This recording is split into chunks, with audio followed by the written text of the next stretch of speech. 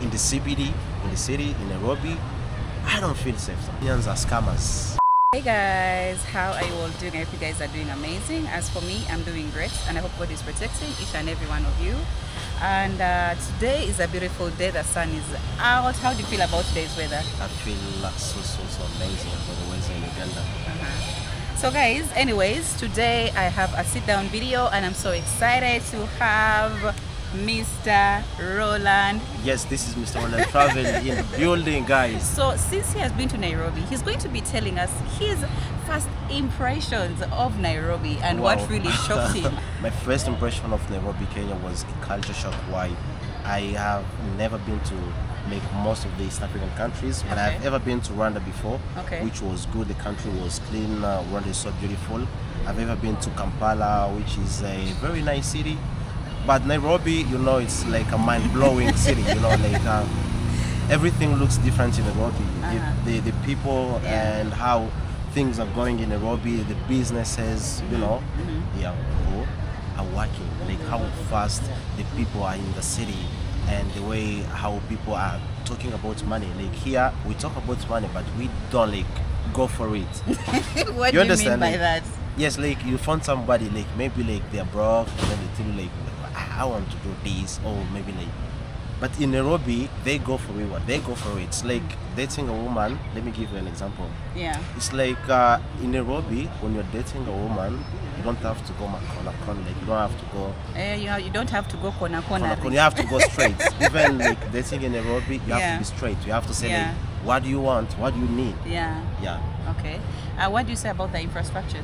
Infrastructure in Nairobi is very developing compared to other African countries. Compared to Uganda, Nairobi is developing.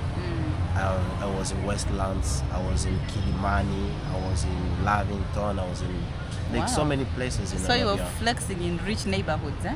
Yes, I visited the richest neighborhoods. Okay. Yeah, it was Wow. so amazing. It was so good, yeah. So would you tell someone to visit Nairobi? Yes, I would recommend Nairobi 100%. If you have never been to Africa before, Nairobi is actually an amazing city to visit. If you're an entrepreneur, if you are someone who is into business more, if you are someone into content creation, Nairobi is an amazing city. Yeah. So you, as a person who is coming from a different country, Yeah. how do you think the Nairobians treated you? Nairobians, Was it a warm welcome or? it was very, very, very well. I don't even know how should I say it, because it was so good. Okay. On my first day, I was about to spend in Nairobi only 1 month, but I got for 3 months. Wow. Yes, I overstayed in Nairobi and I didn't know, because guys, we are creating content, and most of the time you don't think about leaving the country because you are just working every day. And it's actually better, because now I'm thinking to relocate to Nairobi, even to go and start living in Nairobi. Really? Yeah, sure. Yeah, that's my plan. I Guys, love Nairobi so why much. is it that everyone I talk to, and we are having this conversation about Nairobi, they always tell me they want to relocate, just like me? It depends with the experience that you have with the country. Yeah. As you said, you can travel to Nairobi. Yeah. It's because of the experience you gain from And there. the people? And the people, and how the city itself is fast, and how things are going. Okay. I know life is not easy in Nairobi, but Nairobi has more opportunities than anywhere in Africa. I would say, I don't know if it's South Africa, because now South Africa they're chasing other African people. Nigeria, I don't know about Nigeria because I've never been there, but I would say Nairobi is the best here. Yeah, I myself, I would say Nairobi is one of the capital cities that I really look at that is good when it comes to job opportunities as Yep. well too, because I mean And now I know. why do you think they call Nairobi the capital city of Africa? I think they call Nairobi the capital of Africa Yeah. because everyone who is out there, let's say if you're watching from the diaspora, Yeah. most people that come from different countries, every time they just want to visit Nairobi because if a person is coming from the US, UK, like you find each Yeah, and every like nationality. now, like you'll see a lot of like Americans, like Black Americans, Exactly. they're living in Nairobi. Yeah. They're buying apartments. They're doing like a lot of things. Others they're opening salons, and others are relocating and living in Nairobi, which is so amazing. Yeah. Like no, I was living in Congo where we don't see like a lot of like foreigners coming into the country because of the insecurity and what is happening. But when it's come to Nairobi, you know, like everything is cool in the country. You know, like the country is very welcoming. Yeah. The country is actually very, very welcoming. So I think why they say Nairobi is the capital of Africa, it's because you literally find each and every nationality. Yeah, Like sure. everyone literally has to visit. Guys, if you haven't visited Nairobi, I mean, what are you waiting for? What are you waiting for? I have my Kenyan bracelets here, guys, which is so amazing. Likewise. And I have never removed this. Like now, can you imagine? This is like 6 months Yeah. since I leave Nairobi, but I Yeah. still have it, and it will be here maybe until I die. You never know. Did you face any challenges when it comes to the language? Because Nairobi, or course Kenya, Yeah. their national language is Swahili. Yep. How was it for you? It was very, very easy for me. Very, very easy because I do speak Swahili. Okay. And I Can do you say speak some French. Swahili people who are watching you from Nairobi? Hey, Wakenya, buddy. I say like that's not like hi, but I speak a lot of Kiswahili, guys. Nasema naongea Kiswahili poa sana na wasalimu wa Kenya.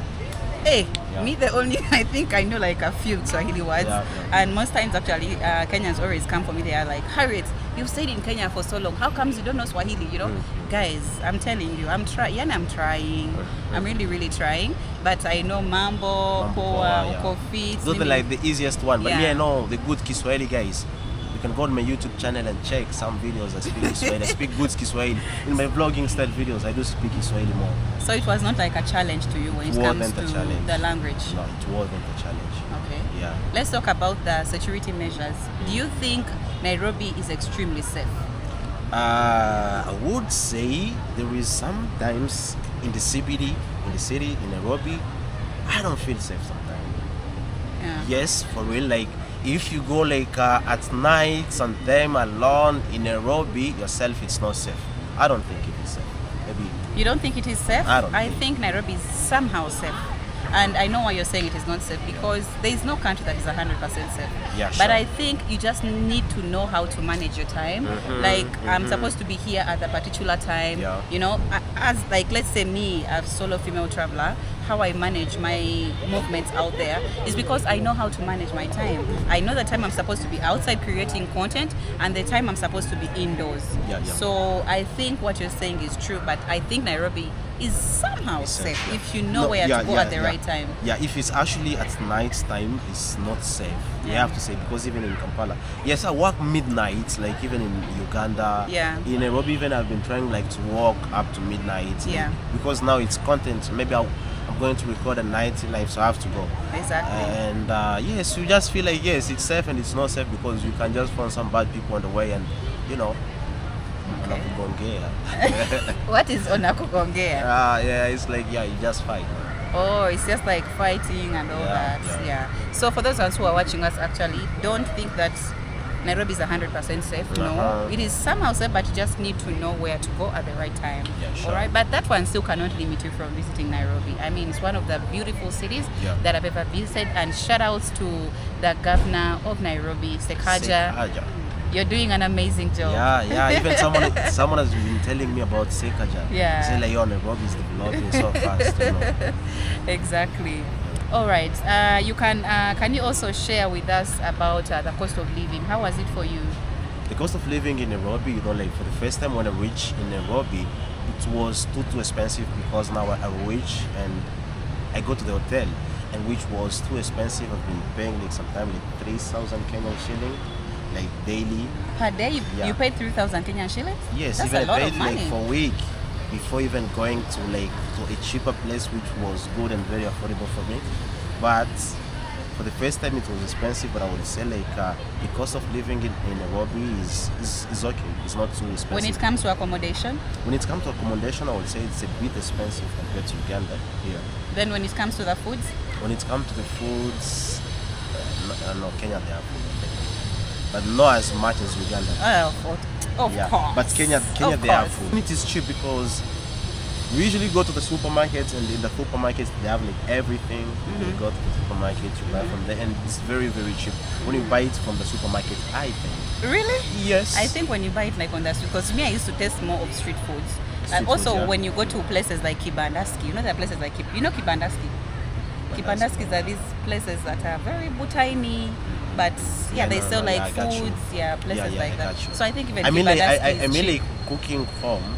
It's more cheaper. You go to the supermarket, you buy stuff from there, and then you go back home, you cook.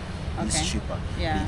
And if you say like you're going to the Chibanda, is Kibandaski. Chipandaski is cheaper. Eh? Also, is okay. Yeah. It can be cheaper because we used to eat ugali with sukuma and fish. It's 250 bob. 250. Exactly. And there's this thing about Kenyan food. I don't know, but to me it was just like a culture shock. Like Kenyans literally eat sukuma wiki on each and every meal. I don't know why it's like, maybe you guys can drop a comment, but I They love like this. vegetables. They love vegetables so much. Okay. I've discovered that in Kenya. Yeah. Let's talk about the food culture. What really shocked you about the food culture in Nairobi? I didn't get any food culture shock in Nairobi because all the foods that they eat in Nairobi, I've been eating this Similar. before. It is similar to my country, Congo. And I didn't see any culture shock. Or maybe like the way we just like cook different because for them they mix a lot of things. Like now in Uganda also they mix a lot of things. Like you find someone in a plate, they have matoke, they have, I don't know, beans, they have rice, they have, I don't know, nuts, they have meat. Hey, no way, in my country it's not like that. Oh. You have to eat like maybe 2 or maybe 3 and that's enough. Okay. Yeah, and when I tell people like for us we can take like Irish and beans and that's like only, we don't put like matoke and everything blah blah blah, no. We just like choose 1 or 2. Yeah. Okay. What do you think about the road infrastructure when it comes to Nairobi, Kenya? The road infrastructure in Nairobi is very developing. If you see from the flyovers to the expressways, Yeah. the road expressways are looking very, very Hey. different. Weren't you mind blown? It's very mind-blowing. Like, it's like it's looking like Europe. Like, there is that place in Nairobi or in the city which looks like Los Angeles. It's looking Los Angeles? It's looking very beautiful, guys. Yeah. It's looking amazing. Okay. And then another thing which is different in Nairobi, they have wider roads. Like it's not like Exactly. small roads. Yeah. Like when I was coming from Nairobi, when I'm here in Kampala, I felt like Kampala is like just a one road in Nairobi. I'm very, very sorry to say that, but that's what I discovered. Like no way, like it's just like one road in Nairobi. It's like the all Kampala. So, but don't. It's not a culture shock, but that's how our city are organized. Yeah, but I feel Nairobi like is we need to. is more organized. Yeah. But I feel like we need to really, really develop. Like Yeah. when you look at countries like Nairobi, Kenya, when we look at countries like Tanzania, guys, if you've ever been there, you guys can let me know because surely Like those people are really Tanzania, very, very far. like what Magufuli did in Tanzania is so mind-blowing. Yeah, sure. So, what are some of the misconceptions that you have about Nairobi, Kenya? Misconception that people have about Nairobi is Kenyans are scammers. I don't know, but you guys, you have to tell us also. Really? Yes, that's a misconception that I have about Kenya. They tell you have to be careful, be careful. So now even I start fear, and I don't fear. Like I feel I love the city, but tell me like keep your phone very good. Now I say, oh okay, now I have to keep it good. Yeah, that's the misconception. That's the But only misconception. They didn't steal my phone in Kenya. Everything was fine. I left Kenya very, very good without any problem. There's no one that scammed you? No one scammed me in Kenya because even I was speaking. Or me, I scammed someone. You never know. But no one scammed me in Kenya. Okay. No way. Yeah. Wow. It was beautiful. It was Okay. beautiful, yeah. So all in all, your experience was just incredible. It was just amazing. It was very, very incredible. And now naambia wa Kenya mnisupport. Kenyans, najua nyinyi mnajua kusupport manze. Kenya was beautiful. Guys, I'm coming. Nakuja huko. Yeah. Hey, you're going back to Nairobi Yeah, I'm very going back soon? to Nairobi very, very soon. Even I don't know the month. It's not even a year. It's just like, In some months to come, yeah? Yeah, I have to be in Nairobi. Incredible. And most of the time, actually, when I was in Nairobi, I would tell that people in Nairobi really love Ugandans. Like, you just love foreigners, you know.